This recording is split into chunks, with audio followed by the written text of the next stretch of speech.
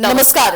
Prime न्यूजमा स्वागत छ। म दृष्टिमाणी धिताल। म संगीता कटुवाल। सुरु गरौं हेडलाइन्सबाट। राष्ट्रिय स्वतन्त्र पार्टीले प्रधानमन्त्रीलाई दिएको अल्टिमेटम सकियो। माओवादी गृह मन्त्रालय नदिने पक्षमा ओलीको विरोध। आफ्नै दलबाट अप्ठ्यारोमा रवि लामिछाने।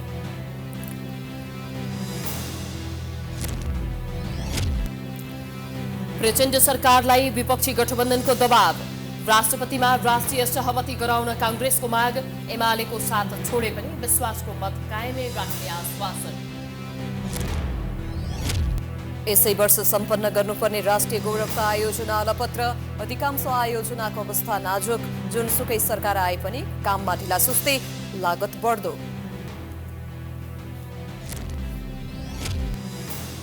अत्यधिक गर्मीका कारण चिलीको जंगलमा भयानक आगलागी। कम्तीमा 13 जनाको मृत्यु। आगो 14,000 हेक्टर क्षेत्रफलसम्म फैलियो।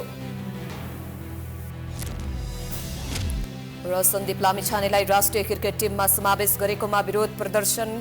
अहिले नै दोषी ठहर भए जस्तो व्यवहार गर्न नहुने समर्थकको तर्क।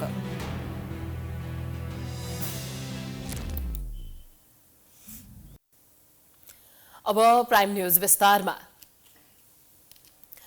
राष्ट्रिय स्वतन्त्र पार्टीले गृह मन्त्रालयको विवाद सुल्झाउन दिएको 2 दिनको अल्टिमेटम सकिँदा पनि प्रधानमन्त्री पुष्पकमल दाहाल प्रचण्डले विवाद समाधानको सार्थक पहल गरेका छैनन्। पछिल्लो समय भने पार्टीभित्रै नागरिकताको मुद्दामा दोषी ठहर भएका र दोहोरो राहदानीको विवाद कायमै रहेका रवि लामिछाने सरकारमा जान हुँदैन भन्ने मत बलियो बन्दै गएको छ, जसको कारण सरकारमा जान हतारिएका रविलाई फेरि मन्त्री बन्न कठिनाई सामना गर्नुपर्ने त छँदैछ। अझ पार्टी नै विभाजन हुन सक्ने आकलन समेत हुन थालेको छ। सत्ता गठबन्धनमा भएको पूर्व सहमति बमोजिम गृह मन्त्रालय आफैले पाउनुपर्ने अडानमा रहेको राष्ट्रिय स्वतन्त्र पार्टीले आफ्ना माग सम्बोधन गर्न प्रधानमन्त्री पुष्पकमल दाहाल प्रचण्डलाई दिएको 2 दिनको समय शनिबार सकिएको छ।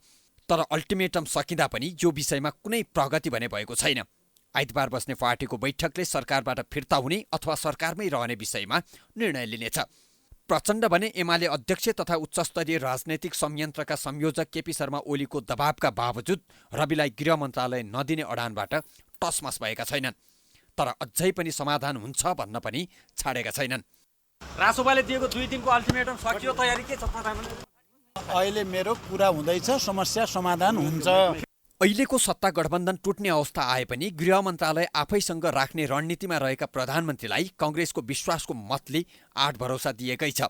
प्रधानमन्त्री प्रचण्ड यो विषयमा प्रष्ट बोल्नबाट बच्न खोजे पनि पार्टीका अन्य नेताहरू पनि अहिलेको गठबन्धन टुटे पनि कुनै चिन्ता छैन भन्न थालेका छन्। अहिलेको गठबन्धन टुटे पनि नयाँ समीकरण बन्नेमा उनीहरू ढुक्क छन्।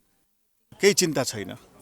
किन चिन्ता छैन भनेदेखि हामी गणितै यस्तो छ कि हामी चाहिँ सबैसँग चाहिँ सम्पर्कमा हामी सम्बन्धमा छौँ र यो गणितलाई सकेसम्म जोगाएर संविधानको स्पिरिट अनुसार जनताले दिएको जनमतका आधारमा मिलेर जाने हाम्रो तर्फबाट प्रयत्न गर्छौँ। सकेसम्म चाहिँ सहमतिको प्रयत्न गर्ने यी सबै बाँकी रहेका राज्यका जिम्मेवारीहरूमा सहमति हुन सकेन भनेदेखि जोसित चाहिँ हाम्रो विचार, दृष्टिकोण, उद्देश्य, लक्ष्य मिल्छ उसैसँग चाहिँ मिलेर अगाडि बढ्ने गरी हामी बैठक समापन। यो त भयो माओवादीको कुरा। तर पछिल्लो समय भने रविकै पार्टीमा पनि रवि मन्त्री बन्नु हुँदैन भन्ने मत बलियो बन्दै गएको छ। राष्ट्रिय स्वतन्त्र पार्टीका अधिकांश नेताहरू रविको विकल्प खोज्नुपर्ने धारणा राख्छन्। अर्का थरी नेताहरू भने पार्टीको देखाउने अनुहार रवि नै भएकाले उनकै नेतृत्वमा सरकारमा जानुपर्ने, अन्यथा सरकारबाट बाहिरिनुपर्ने धारणा राख्छन्। अहिलेको संसदीय दलका उपनेता विराजभक्त श्रेष्ठ, सहमहामन्त्री कविन्द्र बुर्लाकोटी, प्रमुख सचेतक सन्तोष परियार, केन्द्रीय सदस्य तथा प्रतिनिधि सभा सांसद शोभिता गौतम लगायतका नेताहरू रवि सरकारमा जान नहुने वा अन्य विकल्प खुला राख्नुपर्ने लाइनमा छन्। तर गृह मन्त्रालयको दाबी भने पार्टीले छाड्न नहुने उनीहरू बताउँछन्। रविमाथि कानुनी प्रश्नहरू बाँकी नै रहेकाले उनको विकल्प खोज्नुपर्ने नेताहरूको तर्क छ। निर्विकल्प हेर्नुहोस्, लोकतन्त्रमा कोही पनि हुँदैन, हुनु पनि हुँदैन भन्ने हाम्रो मान्यता हो। हामीले हिजो पनि बैठक गर्दाखेरि सभापति पनि मैले कहीँ पनि मनै हुनुपर्छ भनेर भनेको छैन। परिस्थिति यस्तो छ, के गर्दा उपयुक्त होला, साथीहरूसँग छलफल गरौँ। हामी मात्रै होइन, सरकारमा अन्य 7वटा पार्टीहरू छन् होइन, 3-4वटा पार्टीहरू त मूलभूत रूपमा प्रभावकारी रूपमा लागिरहेका छन्। त्यही भएर हामीले यो वा त्यो भनेका छैनौँ। पहिला कुरा जे परिस्थिति बन्यो त्यो परिस्थितिमाथि छलफल गरौँ र राष्ट्रिय स्वतन्त्र पार्टीको गृह मन्त्रालय अब कसरी जाने भन्ने कुरामा साथीहरूको पनि सल्लाह सुझाव लिनुपर्छ। किनभने पनि यो त कानुनी कुरा पो हो त, यो सानो कुरा त होइन नि त। अब एउटा अनपेक्षित नतिजा अथवा अदालतमा चाहिँ त्यो मुद्दा गयो, त्यहाँबाट केही रिजल्ट आउँदै गर्दाखेरि हामीले त्यो रिजल्टलाई सम्मान गरेर अगाडि बढ्दै गर्दा, हुन त चुनाव जित्नु भएको पार्टी सभापतिले प्र्याक्टिकली हेर्ने हो भने, तर कानुनले उहाँलाई गैर सांसद बनाइदियो। त्यो कारणले गर्दाखेरि अप्ठ्यारो सिचुएसन क्रिएट भएको जस्तो लागेको हो। त्यसैले अब सरकारमा सामेल हुँदै गर्दाखेरि चाहिँ अथवा हुँदै गर्दा गृह मन्त्रालयको हकमा यो व्यक्ति अथवा त्यो व्यक्ति भन्ने कुरै छैन। पहिला सुरुमा चाहिँ राष्ट्रिय स्वतन्त्र पार्टीको भागमा हो भन्ने चाहिँ सबैलाई लाग्नु पर्यो। अझ योभन्दा एक कदम अगाडि बढेर केन्द्रीय सदस्य अरनिको पाण्डेले त रवि लामिछाने सरकारमा जान नहुने धारणा बैठकमै राखेका थिए। पार्टीको मुख्य अनुहार रवि नै भएकाले सरकारमा पार्टीको नेतृत्व पनि उनैले गर्नुपर्छ भन्ने धारणा राख्नेहरू पनि त्यत्तिकै छन्। महामन्त्री मुकुल ढकाल, केन्द्रीय सदस्य दीपक बोहरा लगायतका नेताहरू गृह मन्त्रालयको दाबी छाड्न नहुने र उक्त मन्त्रालयमा रवि नै जानुपर्ने अडानमा छन्। पार्टीभित्रै दुई खाले विरोधाभासपूर्ण बुझाइको कारण पार्टी विभाजनसम्म जान सक्ने आकलन हुन थालेको छ। त्यसमाथि बदलिएको परिस्थितिमा माओवादी नेताहरूको बदलिएको स्वभावले पनि अप्ठ्यारो बढाएको छ। एकातिर रविलाई गृहमा नफर्काउने प्रचण्डको अडान र अर्कोतर्फ आफ्नै पार्टीका नेताहरूले पनि विकल्प दिनुपर्छ भनिरहेको अवस्थामा रवि लामिछाने दोहोरो चेपुवामा परेका छन्। 7 दलीय सत्ता गठबन्धनमा झगडा भइरहेका बेला प्रतिपक्षी गठबन्धनको पहल सुरु भएको छ।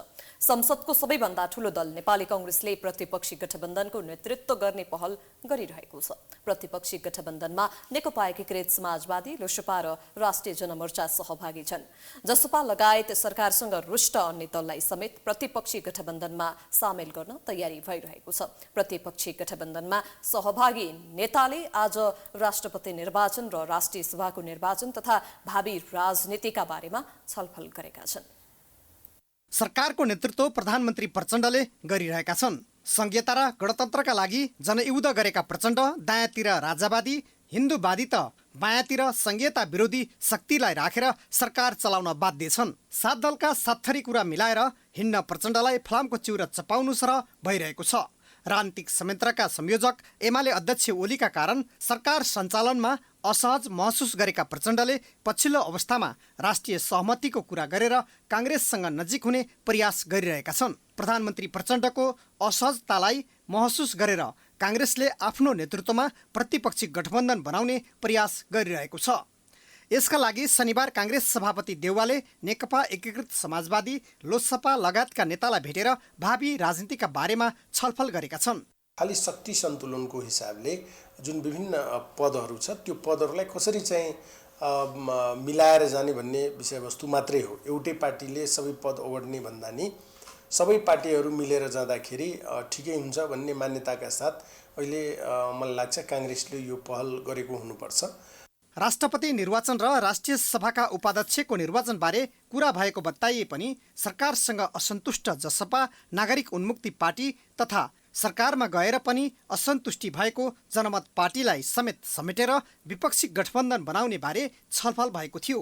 कांग्रेस प्रवक्ता डाक्टर प्रकाश शरण महतले राष्ट्रिय सभाको उपाध्यक्ष निर्वाचनमा प्रतिपक्षी उम्मेदवारको चयन प्रक्रियाका बारेमा छलफल भएको बताए। 7 दलीय सत्ता गठबन्धनमा सहभागी दलले सहज महसुस नगरेको कांग्रेसलाई बताएको पनि डाक्टर महतको भनाइ छ। माथिल्लो सदन अप्पर हाउसको उपाध्यक्षको निर्वाचन पनि छ, लुम्बिनीमा पनि सदस्यको निर्वाचन हुँदैछ। त्यो सिलसिलामा कसरी सँगै आउन सक्ने दलहरू बिचमा सरसल्लाह गरौँ भनेर त्यो भएको हो। जसपा त त्यहाँ अझै प्रवेश गरेका छैन। अरू पनि सहज महसुस भए, हामीलाई चाहिँ कुराकानीमा अनुभव भएको छैन। तर अब के गर्नुहुन्छ भन्ने कुरो त उहाँले निर्णय गर्ने कुरा।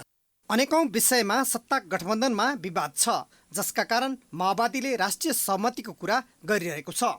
नेकपा एमाले भने राष्ट्रिय सहमतिको नाउँमा कांग्रेससँग अन्य दल नजिकिन थालेकोमा सकारात्मक मानेको छैन। पदको पछाडि कुदिरहेछ कांग्रेसलाई देश जनता केही मतलब छैन। राष्ट्रिय सहमति भएको सहमतिलाई सुरक्षित गरेर अगाडि लैजाने कुरामा राष्ट्रिय सहमति हुनुपर्छ। यदि अरूलाई जोड्ने सन्दर्भमा हामी सोच्दैछौँ भनेदेखि त्यस हिसाबले सोच्नुपर्छ। सत्ता गठबन्धनमा सहभागी भएर पनि असन्तुष्ट दलहरूसँग खेलेर कांग्रेसले प्रतिपक्षी गठबन्धनको संख्या बढाउने कसरत गरिरहेको छ। जसका कारण सरकार अप्ठ्यारोमा पर्ने र त्यसमाथि खेलेर आफ्नो प्रभुत्व जमाउने काङ्ग्रेस रणनीतिमा प्रधानमन्त्री प्रचण्ड लचिलो बनेको भन्दै एमाले भने सशङ्कित बनेको छ। Political bureau prime HD Kathmandu. राष्ट्रपति निर्वाचन फागुन 25 गते हुँदैछ। हिन्दू राज्य र संवैधानिक राजतन्त्रको ओकालत गर्ने राप्रपामा भने राष्ट्रपति निर्वाचनमा मतदान गर्ने कि बहिष्कार गर्ने भन्नेमा विवाद देखिएको छ। अध्यक्ष लिङ्गदेन समूहले राष्ट्रपतिमा एमाले उम्मेदवारलाई मतदान गर्ने तयारी रहेको छ, तर गणतन्त्र विरोधी पार्टी भएकाले राष्ट्रपति निर्वाचन बहिष्कार गर्नुपर्ने बलियो समूह पनि राप्रपामै छ। यसले गर्दा राप्रपाभित्र गम्भीर मतभेद बढेर गएको छ। राष्ट्रिय प्रजातन्त्र पार्टीको घोषणापत्रमा हिन्दू राष्ट्र र अभिभावकीय राजसंस्थाको परिकल्पना गरिएको छ। यी दुई कुरा प्राप्त गर्न राप्रपाका नेताहरूले जुनसुकै मूल्य चुकाउन पछि नपर्ने पनि बताउने गरेका छन्। तर संसदीय निर्वाचनमा राप्रपाले 14 सिट प्राप्त गरेपछि यसका अध्यक्ष राजेन्द्र लिङ्गदेन पूर्व प्रतिबद्धता विपरीत सरकारमा उपप्रधान तथा ऊर्जा मन्त्री सहित सामेल भएका छन्। हिन्दू राज्य र संवैधानिक राजसंस्था स्थापनाका लागि पहल गर्ने भनेर मत मागेको राप्रपामा आफ्नो आदर्श र सिद्धान्त विपरीत राष्ट्रपति निर्वाचनमा मतदान गर्ने नगर्ने बारे तीव्र विवाद देखिएको छ। राप्रपाका पशुपति शमशेर जबरा, प्रवक्ता ज्ञानेन्द्र साई, कानुन तथा संसदीय मामिला मन्त्री समेत रहेका उपाध्यक्ष ध्रुवबहादुर प्रधान लगायत बहुमत सांसदले राष्ट्रपतिलाई मतदान नगर्न अध्यक्ष लिङ्गदेनलाई दबाब दिइरहेका छन्। तर शक्ति सन्तुलन गर्ने भन्दै अध्यक्ष लिङ्गदेन समूहले राष्ट्रपति निर्वाचनमा एमाले उम्मेदवारलाई मतदान गर्ने बताउन थालेको छ। हामी संविधानभित्र बसेर संविधानका बुँदाहरूलाई प्रयोग गरेर परिवर्तन गर्ने हाम्रो लक्ष्य र योजना हो। अहिलेलाई शक्ति सञ्चय गर्ने योजना हो। एउटा गठबन्धनभित्र छौँ, एउटा इमान्दारिता बोकेको पार्टी हो। राप्रपा भनेको बोल्ने एउटा गर्ने एउटा होइन भनेर त्यसलाई साबित पनि गर्नुपर्नेछ।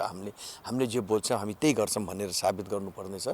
र अब हामीले राजासहितको प्रजातन्त्र खोजेका छौँ, राष्ट्र प्रमुख राजा हुनुपर्छ भनेर भनेका छौँ। यो भन्दै पनि अब मुटुमाथि ढुङ्गा राखेर भोट हाल्नु पर्ला। तर पशुपति शमशेर राणा समूहले संसदीय निर्वाचनमा प्रकट भएको मतदाताको इच्छा र सिद्धान्त विपरीत गणतन्त्रको प्रतीक मानिने राष्ट्रपतिमा मतदान गर्न नहुने बताउने गरेको छ। यसबारेमा पार्टीमा व्यापक बहस हुने राप्रपा प्रवक्ताको भनाइ छ। हामीले त्यो कुन व्यक्ति र कुन पार्टी र कुन पद्धति भन्ने विषयवस्तु भन्दा पनि त्यो संस्थाभित्र हामीले भोट मतदान गर्ने कि नगर्ने भन्ने विषयवस्तु पनि टुङ्गो नलागेको हुँदा जनताको इच्छा, मतदाताको इच्छा र हाम्रा सिद्धान्तलाई साथमा राखेर अब संसद दलको बैठक बस्छ र त्यसका आधारमा निर्णय गर्ने। अध्यक्ष लिङ्गदेनले संसदीय निर्वाचन अघि हिन्दू राज्य स्थापना र संवैधानिक राजतन्त्रको लागि जुनसुकै कदम चाल्ने र सरकारमा समेत नजाने प्रतिबद्धता गरेका थिए। तर आफ्नो पूर्व प्रतिबद्धता र घोषणापत्रमा समेत उल्लेख गरेको हिन्दू राज्य र राजतन्त्रको मुद्दालाई थाँती राख्दै अध्यक्ष लिङ्गदेन सत्ता लेप्साको आसक्तिमा रमाएपछि गणतन्त्रको प्रतीक मानिने राष्ट्रपतिलाई समेत मतदान गर्ने अवस्थामा पुगेपछि राप्रपामा भाँडभैलो मच्चिने सङ्केत देखिएको छ। जसका कारण विगतमा पद, पैसा, शक्तिका लागि जुनसुकै कदम उठाउने भनेर राप्रपाका पूर्व अध्यक्ष कमल थापाको आलोचना गर्ने अध्यक्ष लिङ्गदेन नै त्यो बाटोमा हिँड्न थालेको कतिपयको भनाइ छ। यसले गर्दा राप्रपामा गम्भीर मतभेद सुरु भएको बताइन्छ। Political bureau prime HD Kathmandu. Nekapa एकीकृत समाजवादीका अध्यक्ष माधव कुमार नेपालले राष्ट्रपतिको चुनावपछि वर्तमान सत्ता समीकरण टेक्न नसक्ने दावी गरेका छन्। शनिबार ललितपुरमा पार्टीको 5औं केन्द्रीय कमिटी बैठक उद्घाटन गर्दै अध्यक्ष नेपालले सत्ताका विषयमा अहिले नै खटपट सुरु भइसकेको भन्दै राष्ट्रपतिको चुनावपछि वर्तमान सत्ता समीकरण टेक्न नसक्ने दावी गरेका हुन्। अध्यक्ष नेपालले शेरबहादुर देउवा र प्रधानमन्त्री पुष्पकमल दाहालको बीचमा भएको सहमति एमालेकै कारण टुटेको जिकिर गरेका हुन्। अब वर्तमान गठबन्धनले राष्ट्रपति निर्वाचनपछि दाहाललाई थेग्न नसक्ने गरी समस्या आइपर्ने उनको भनाइ छ।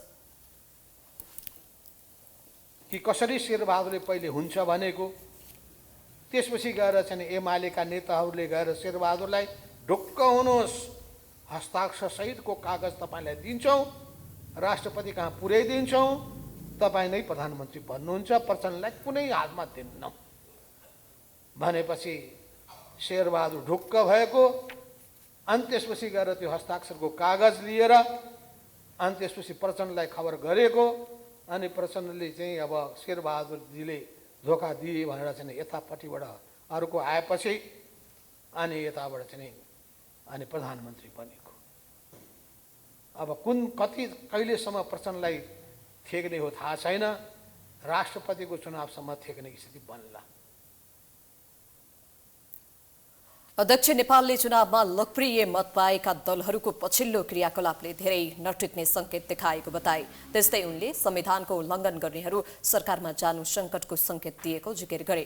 संसदको रोस्ट्रममा उभिएर संविधानको विरोध गर्नेहरू, राजतन्त्रको वकालत गर्नेहरू, संविधान कानून र नियमको पालना नगर्नेहरू सरकारमा रहेको उनले बताए। उनले अहिलेको राजनीतिक अवस्था देखेर नेपाली जनतामा निराशा छाएको बताए। संघ र प्रदेशको निर्वाचनमा पार्टीले 10 सिट ल्याए पनि थ्रेसहोल्ड कटाउन नसकेको र सोचे जस्तो परिणाम पनि नआएकाले गम्भीर भएर समीक्षा गर्नुपर्ने अध्यक्ष नेपालको भनाइ छ। मन्त्री पदको निम्ति हिरिक्क हुने कुरा अनि आफ्नै स्वार्थसँग जोडिएको मन्त्रालय हासिल गर्ने कुरा, कुन नैतिक मूल्य र मान्यताको उनीहरू वकालत गर्न सक्लान् त? त्यसको निम्ति हामीसँग ती सबै तथ्य प्रमाणका साथ हामीले प्रस्तुत हुन सक्ने हो भने मलाई लाग्दछ त्यस्ता प्रवृत्तिलाई नङ्गे झार पार्न सक्छौँ, हाम्रो आफ्नो औचित्यतालाई पुष्टि गर्न सक्छौँ। बैठकमा अध्यक्ष नेपालले राजनीतिक प्रतिवेदन प्रस्तुत गरेका छन्। प्रतिवेदनमा अध्यक्ष नेपालले सरकारमा सामेल हुन समर्थन नभई सहमतिको वातावरण निर्माण गर्न सकिन्छ कि भन्ने आशयले प्रधानमन्त्रीलाई विश्वासको मत मात्र दिएको उल्लेख गरेका छन्। मुलुकलाई सहमतिको मार्गमा डोर्याउने कि नडोर्याउने भन्ने जिम्मा अब नेकपा माओवादी केन्द्र र त्यस पार्टीका अध्यक्ष एवं प्रधानमन्त्री पुष्पकमल दाहाल प्रचण्डको हातमा रहेको प्रतिवेदनमा उल्लेख छ। निर्वाचनबाट ठूलो दल बनेपछि कांग्रेसमा शक्तिको घमण्ड बढ्नु, कांग्रेससँग सही सूचना नहुनु र गलत सूचनामा विश्वास गरेकै कारण पुरानो गठबन्धन टुटेको प्रतिवेदनमा उल्लेख छ। त्यस्तै प्रतिवेदनमा माओवादी केन्द्रको सत्ता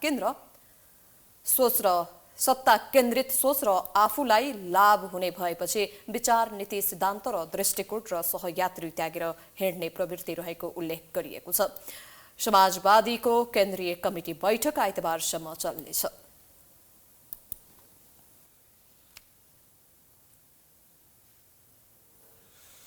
प्रधानमन्त्री पुष्पकमल दाहालले मुलुकका प्राप्त उपलब्धिको रक्षाका निम्ति राष्ट्रिय सहमति र एकता जरुरी रहेको बताएका छन्।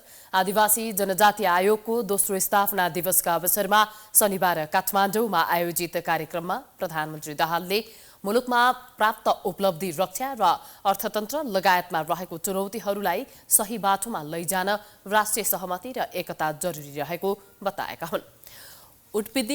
उत्पीडितहरूको एकताले मात्र देशको मात्र रक्षा गर्न सकिने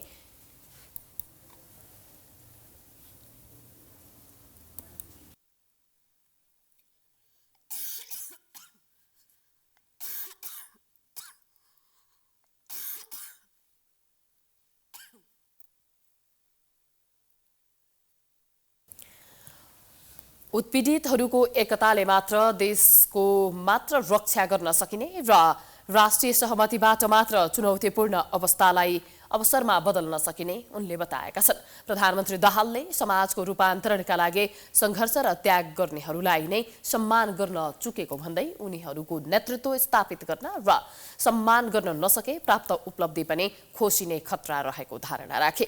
उनले सबै वर्ग, जाति र समुदायलाई समान अवसर र प्रतिनिधित्व गराएर मात्र आन्तरिक राष्ट्रियता बलियो बनाउन सकिने भएकाले मुलुकको व्यवस्थालाई अझै समावेशी र पूर्ण समानुपातिक बनाउने कुरामा छलफल चलिरहेको जिकिर गरे।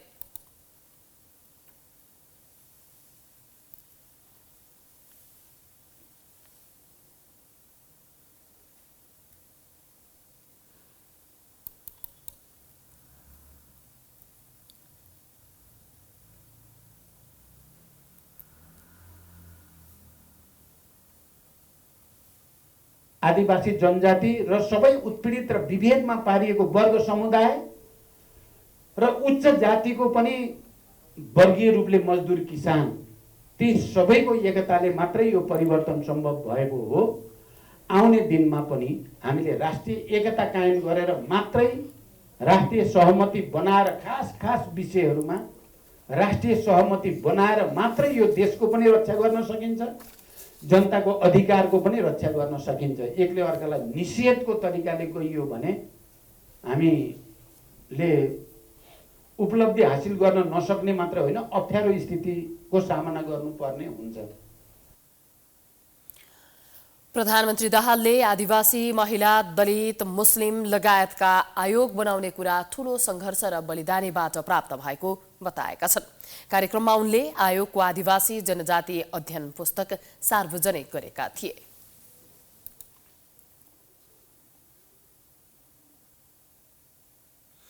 प्राइम न्यूज अझै जारी छ, हामी ब्रेकपछि आउँछौँ।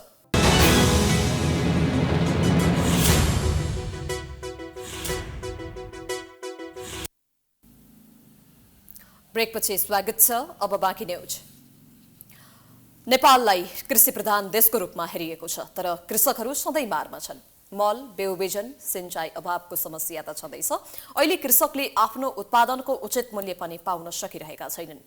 कृषि क्षेत्रमा सरकार संवेदनशील नहुनु र बजारमा बिचौलिया हावी हुँदा कृषकको समस्या दिन प्रतिदिन बढ्न थालेको छ।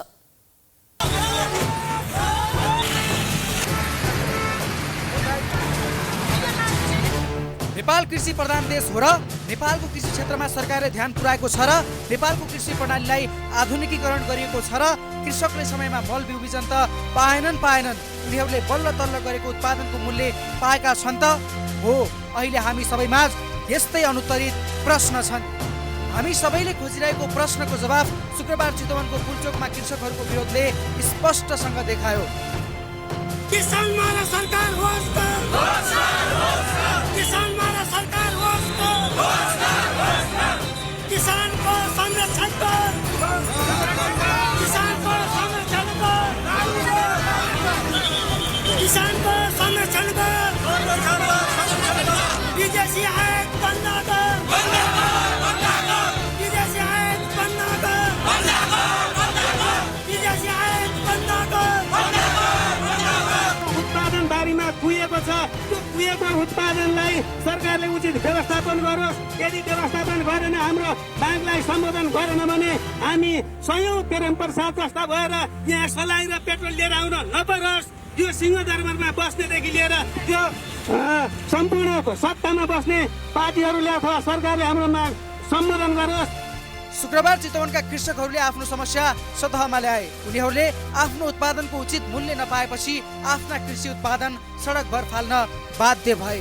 चितवनमा कृषकहरूको विरोधपछि अहिले कृषि क्षेत्रमा कति समस्या छन् र कृषक कति पीडामा छन् भन्ने विषयको खुलासा नै भएको छ।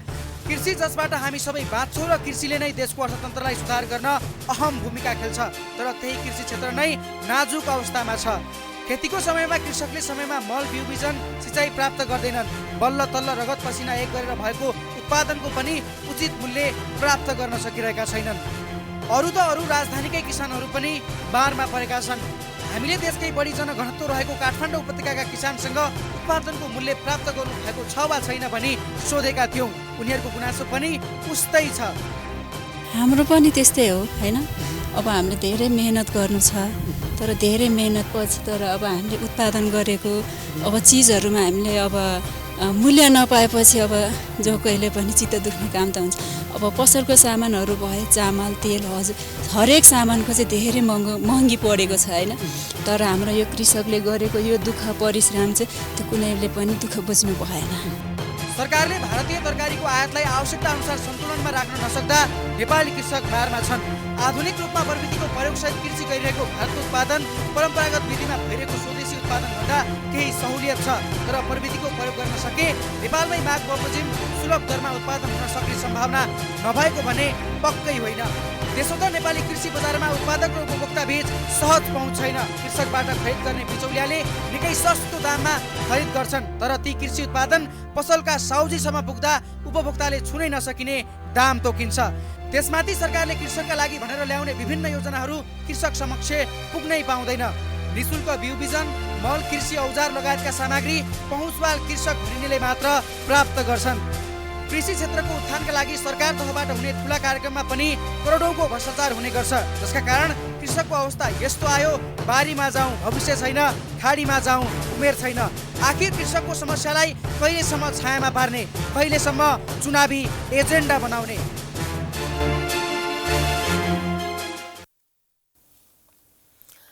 आमाबुवालाई भगवानको रूपमा लिने गरिन्छ, तर पछिल्लो समय भने कतिपयले आफ्नै आमाबुवालाई अपहेलना गर्ने, घर निकाला गर्ने, वृद्ध आश्रममा छोड्ने गरेका थुप्रै उदाहरण छन्। घरकिन्दो उमेरसँगै शारीरिक रूपमा कमजोर भएपछि यस्ता घटनाको शिकार आमाबुवाहरू हुने गरेका छन्। कतिपय भने बुढेसकालमा आफ्नो सहारा कोही नभएपछि वृद्ध आश्रम पुग्ने गरेका छन्। यी हुन् बदना भट्टराई। खोटाङ जिल्लाको लामीडाँडामा घर भएकी उनी अहिले काठमाडौँको पशुपतिमा रहेको समाज कल्याण केन्द्रमा छिन्। सरकारले बनाइदिएको आश्रमको सानो कोठामा आफ्नो बाँकी जीवन बिताइरहेकी छिन्। सरकारले केही हेरचाह गरे पनि एक्लोपनको बीचमा उनी आफ्नो गुजारा चलाइरहेकी छिन्। 2023 सालमा विवाह बन्धनमा बाँधिए पनि बिहे भएको अर्को वर्ष नै उनका श्रीमान उनलाई छाडेर बेपत्ता भए। श्रीमान बेपत्ता भएपछि पनि लामो समय उनको प्रतीक्षा गरिरहेकी भट्टराई अन्ततः उनको आफन्तकोमा पुगिन्। आफन्तले कति समय नै हेर्न सक्थे र? आफन्तले नै उनलाई गत वर्ष वृद्धाश्रम ल्याएर छाडे। त्यसपछि उनलाई भेट्न ती आफन्त फेरि फर्किएर आएनन्। उमेर छाउन्जेल दुःख सुख गरेर आफ्नो जीवन चलाएकी उनी अहिले पशुपतिमा रहेको यही आश्रममा आफ्ना दिन कटाउँदै आइरहेकी छिन्। भट्टराई त्यहाँ रहरले आएकी पनि होइनन् र उनका आफन्त पनि नभएका होइनन्। तर उमेर ढल्किँदै गएपछि आफन्तका लागि नै बोझ भइन् बदना। आँखा टिलपिल पार्दै आफूलाई वृद्धाश्रममा बस्न मन नभए पनि बाध्यता भएको भन्दै दुखेसो पोख्छिन्। आश्रममा पनि खासै राम्रो व्यवहार नपाएका कारण उनको मन खुसी छैन।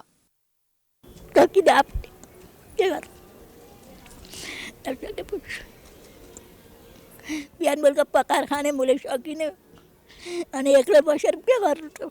अनि आउनु परेन।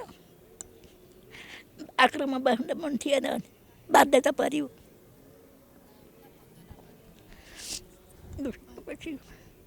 यहाँको मान्छे फेरि कष्ट चाहिँ मान्छे आएर यहाँ बस्दा रहेछन् भने अनि बदना त एक प्रतिनिधि पात्र मात्र हुन्। समाज कल्याण केन्द्रदेखि देशभरका विभिन्न आश्रममा हजारौं बदनाहरूले दुःखको जीवन बिताइरहेका छन्। उनीहरूका पनि आआफ्नै व्यथा छन्, कथा छन्। कोही आफ्ना, कोही नभएर त कसैलाई आफैले जन्माएका छोराछोरीले हेला गरेर वृद्धाश्रम पुग्न बाध्य छन्। आधुनिकीकरणका नाममा मानिसमा मानवता हराउँदै गइरहेको प्रष्ट देखिन्छ। 2 छाक खान र 1 सरो कपडा दिनको लोभले आफूलाई जन्म दिने र सहारा दिने सयौं आमा बुबाहरू छोराछोरीकै कारण बेसहारा बनेका छन्। सामान्य दिन कटाउन र जीवन बिताउन यही आश्रम भए पनि जाडोको समयमा कठ्याङ्ग्रिँदै बस्नु उनीहरूको बाध्यता बनेको छ। यद्यपि यस्तै वृद्धको लागि सरकार तथा विभिन्न निजी संस्थाहरूले वृद्धाश्रम खोलेका छन्, तर ती सबै देखावटी मात्र भएको पाइन्छ।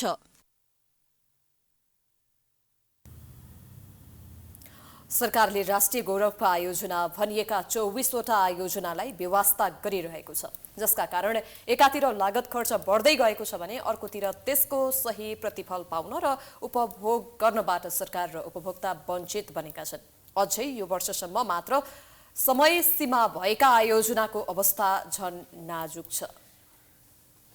आर्थिक वर्ष 2068-69 मा बाबुराम भट्टराई नेतृत्वको सरकारले राष्ट्रिय अर्थतन्त्र र जनजीविकामा दूरगामी प्रभाव पार्ने महत्त्वपूर्ण आयोजनाहरूको एक सूची बनायो, राष्ट्रिय गौरवका आयोजना।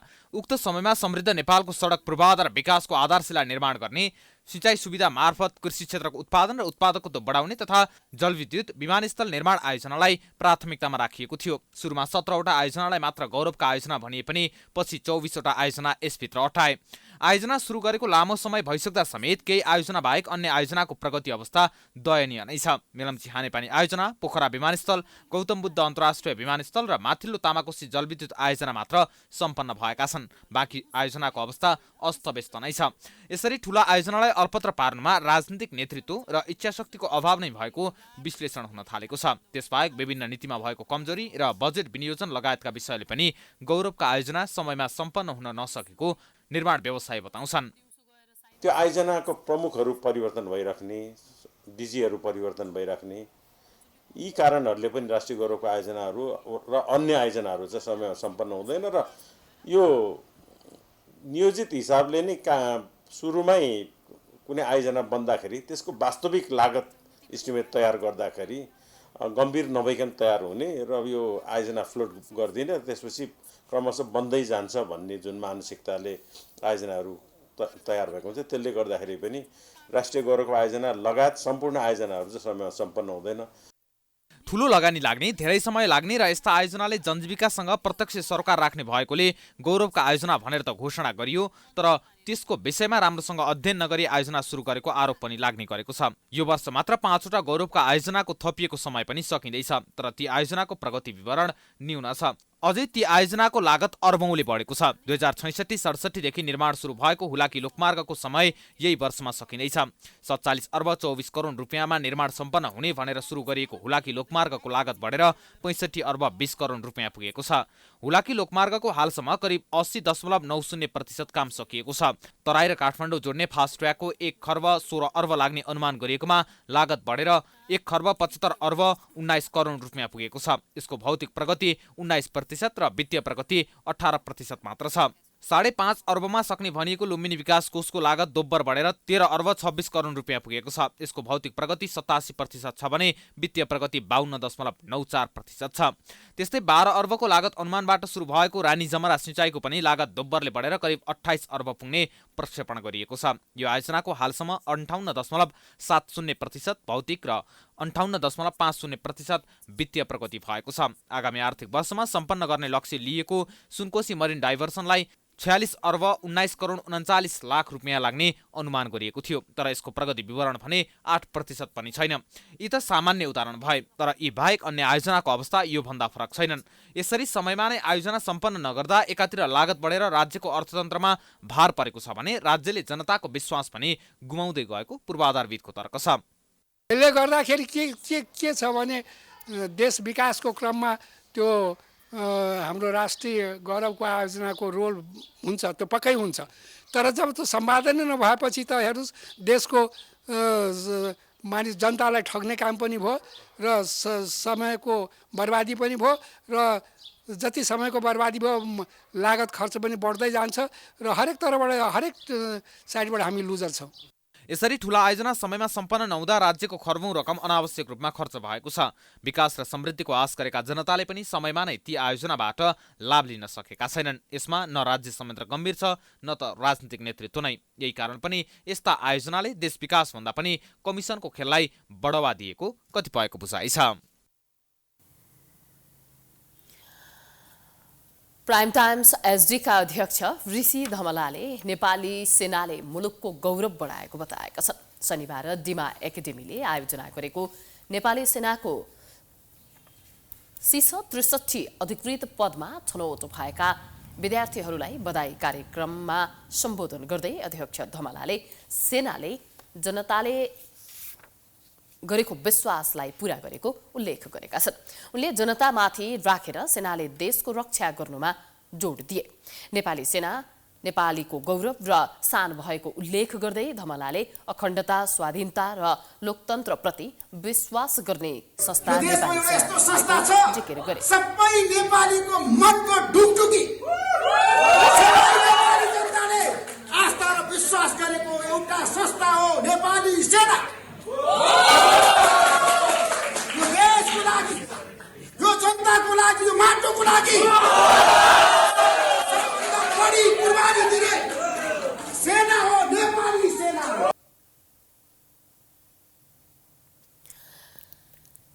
धमलाले मुलुक सरल अवस्थामा नरहेको बताउँदै लोकतन्त्रको रक्षा गर्ने महत्त्वपूर्ण दायित्व सेनाको रहेको बताए। कार्यक्रममा तालिममा प्रथम हुने महिला र पुरुष सैनिकलाई सम्मान गरिएको थियो।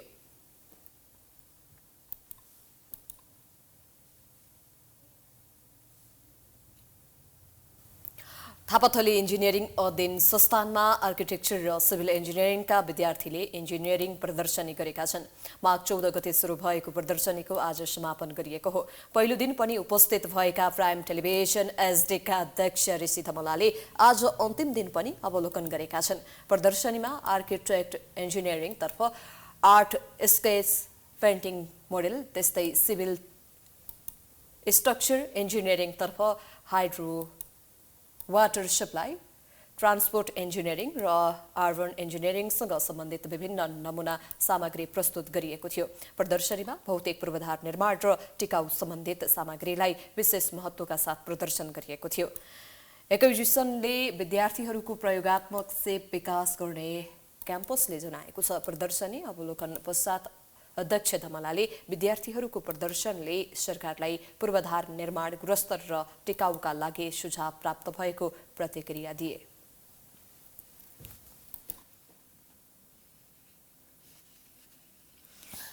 व्यवसायी दुर्गा प्रसाईले राष्ट्र राष्ट्रियता धर्म संस्कृति र नागरिक बचाउ अभियान नेपालको केन्द्रीय कार्यालयको उद्घाटन गरेका छन्।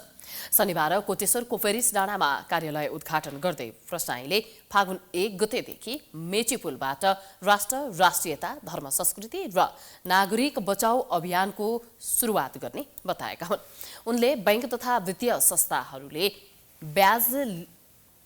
संस्थाहरूको ब्याजले व्यवसायीहरू मारमा परेको बताउँदै फागुन 1 गते मेची पुलबाट दियो बोकेर अभियानको सुरु गर्ने फागुन 1 गते मेची पुलबाट अभियान सुरु गर्दैछौँ।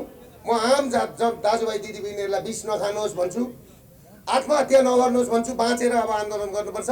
अहिले हामीले योजना ल्याएका छौँ। अब हामी फागुन 15देखि उता यो हामी कार्य गरिसकेपछि हामी काठमाडौँ आइसकेपछि नेपालभरिका दोकान सबै सटर लाउँछौँ। 6% ब्याजमा पैसा नआइन्जेलसम्म सटर बन्द गर्छौँ। ब्याङ्कमा ताला लगाइदिन्छौँ। ब्याङ्कमा भएका पैसा सबै निकाल्छौँ। कोभिड आउँदाखेरि 9 महिना बन्द गरेको थियो, हामी 18 महिना बन्द गरेर चुप लागेर बस्छौँ।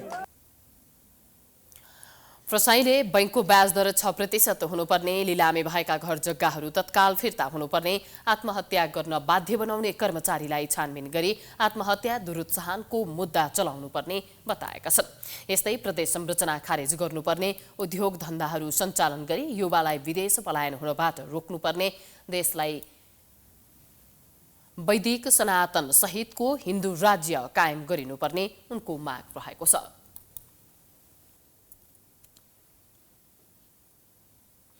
प्राइम न्यूज अझै जारी छ। हामी ब्रेक पछि आउँछौँ।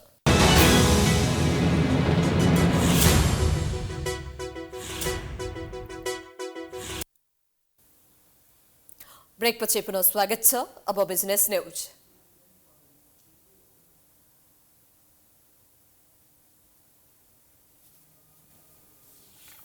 तनहुको बन्दीपुर स्थित राष्ट्रिय बाख्रा अनुसन्धान केन्द्रले 1 वर्षमा 8 जातका झण्डै 1000 बाख्रा उत्पादन गरेको छ। केन्द्रले बाख्रा उत्पादनबाट वार्षिक लक्ष्य अनुसार करिब 50 लाख राजस्व सङ्कलन गरेको जनाएको छ। आर्थिक वर्ष 2078-79मा विभिन्न जातका बाख्राका पाठापाठी गरी 360 उत्पादन गरेको केन्द्रका प्रमुख राजु कडेलले बताएका छन्। केन्द्रले सिन्हाल, खडी, जमुनापारी क्रस, शुद्ध वोर क्रस, वारवरी सानन क्रस र शुद्ध सानन जातका बाख्राका पाठापाठी उत्पादन गर्दै आएको छ। अनुसन्धान केन्द्रमा बोयर जातका बोकाको माग उच्च छ। बोयर जातको बोकाको माग किसानहरूले पनि बढी गरेका छन्। त्यस्तै जमुनापारी र खरी जातका बोकाको माग पनि बढेको केन्द्रले पशु विज्ञ केन्द्रको सिफारिस अथवा नगरपालिका गाउँपालिकाको सिफारिस सहितको निवेदन आयो भने त्यसलाई हामी प्रतीक्षा सूचीमा राख्छौँ र त्यसैको आधारमा हामीले किसानलाई त्यो फर्स्ट कम भन्नाले त्यो पुरानो छ त्यसलाई दिँदै वितरण गर्छौँ। हामी विशेष गरेर बोरमा अलि प्रेसर छ। बोर शुद्ध बोरको गर्नु पर्यो भने अलि बढी लामो क्यु बस्नुपर्छ। अनि क्रसहरू अलि चाँडो पाइने हुन्छ। अन्य जातलाई त्यति समस्या छैन, अलि चाँडो पाइन्छ। बाख्राको अनुसन्धानका लागि केन्द्रले विभिन्न ठाउँमा स्रोत केन्द्र स्थापना गरेको छ। जिल्लाको भानु नगरपालिका स्थित बरभन्ज्याङ, घेरिङ, आबुखैरेनी गाउँपालिका स्थित वरादीमा, गोर्खाको बकराङ, धादिङको नीलकण्ठ र स्याङ्जाको पेखु थानामा वायु अनुसन्धान केन्द्र स्थापना भएका छन्। केन्द्रले पशु सेवा विज्ञ अथवा स्थानीय तहको सिफारिस सहितको निवेदन आएपछि प्रत्यक्ष सूचीमा राख्ने र त्यसैको आधारमा किसानलाई बाख्रा वितरण गर्ने गरेको छ। अहिले बन्दीपुर स्थित बाख्रा फार्ममा मात्रै 865 वटा बाख्रा रहेको केन्द्रले जनाएको छ।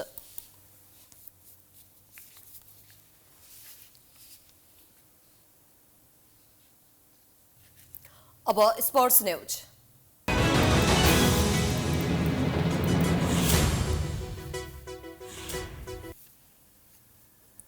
कहिले सन्दीप लामिछानेलाई राष्ट्रिय क्रिकेट टिममा समावेश गर्नुपर्ने त कहिले बलात्कारको मुद्दा विचाराधीन रहेको बेला टिममा राख्न नहुने, यस्तै बहस नेपाली क्रिकेट क्षेत्रमा भइरहेको छ।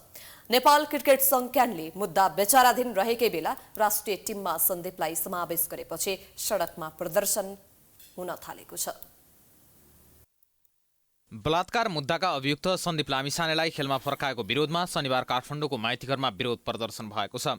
युवाहरूको एक समूहले नेपाल क्रिकेट संघ क्यान र सन्दीपलाई बहिष्कार गर्नुपर्ने माग गर्दै माइतीघरमा प्रदर्शन गरेका हुन्।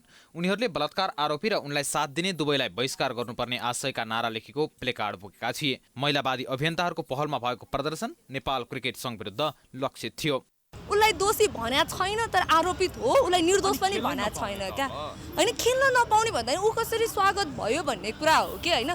के हुन्थ्यो नखेल्दाखेरि? केही समय ऊ आरोपित हो होइन। जबसम्म मलाई लागेका आरोपहरू जबसम्म क्लियर हुँदैनन्, मैले जबसम्म अदालतबाट क्लियर चिट पाउँदिनँ तबसम्म चाहिँ म अदालतलाई सहयोग गर्छु, म पीडितलाई सहयोग गर्छु, म खेल्दिनँ नि त, म पीडितलाई होस्टाइल बनाउँदिनँ नि त भन्दा के हुन्थ्यो? त्यसरी क्यानको अध्यक्ष, काङ्ग्रेसको सभापति हुनुहुन्छ, जिल्ला सभापति, हामीले ट्विटरमा क्याम्पेनहरू चलाएर झकझकाएर मरेको जस्तो गरेर सुत्न खोज्ने गगन थापा, विश्वप्रकाशहरूलाई पनि झकझकाउँदाखेरि मात्र हिजो र अस्तिमा मात्र एउटा ट्विट फर्मालिटीको लागि ट्विट आएको छ, जबकि क्यानले यो निर्णय गरेको 4-5 दिन भइसक्यो। यो अवस्थामा एउटा हामीले आशा गरेको नेताबाट पनि एउटा प्रम्प्ट रियाक्सन हुन सक्दैन भने हामी आफैले यो देश, यो सोसाइटी कति रिग्रेसिभ भइरहेछ भनेर चाहिँ प्रश्न गर्नुपर्ने अवस्था छ र यही प्रश्न गर्नको लागि आज हामी यहाँ उपस्थित छौँ। तिमी यति पावरफुल मान्छे हो, तिमी क्रिकेटर हो, तिमी कलाकार हो भने चाहिँ जे पनि गर्दा हुन्छ। तिमीलाई यस्तो तिम्रो दाजुहरू छन्, सङ्गठनमा दाजुहरू हुन्छन्, तिमीलाई जे पनि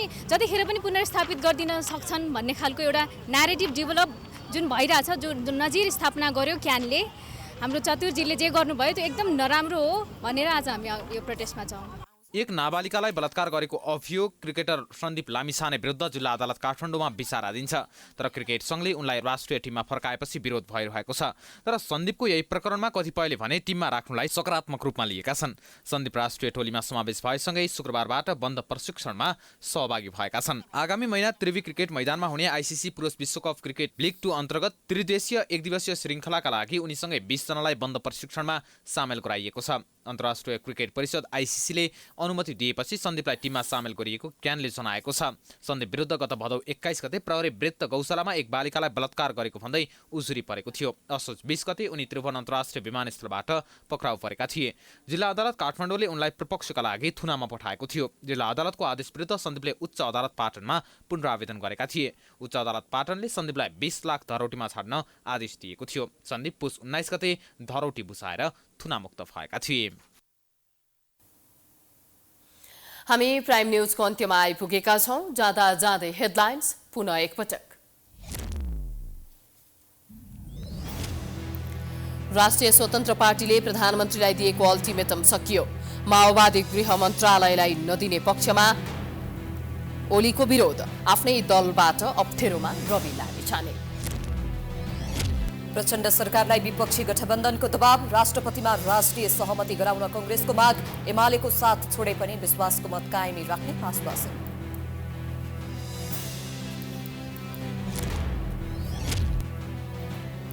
यसै वर्ष सम्पन्न गर्नुपर्ने राष्ट्रिय गौरवका आयोजना अलपत्र। अधिकांश आयोजनाको अवस्था नाजुक। जुनसुकै सरकार आए पनि काममा ढिला सुस्ती, लागत बढ्दो। अत्याधिक गर्मीका कारण चिलीको जंगलमा भयानक आग लागि। कम्तीमा 13 जनाको मृत्यु। आगो 14,000 हेक्टर क्षेत्रफलसम्म फैलियो।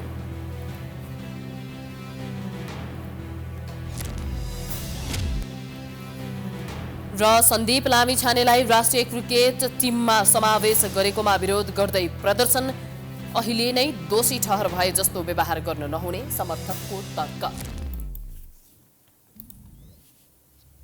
प्राइम न्यूज अहिलेलाई सकियो। त्यसपछिको प्रस्तुति धमलाको हमला हेर्न सक्नुहुनेछ। हेर्दै गर्नुहोला टाइम टेलिभिजन। नमस्कार।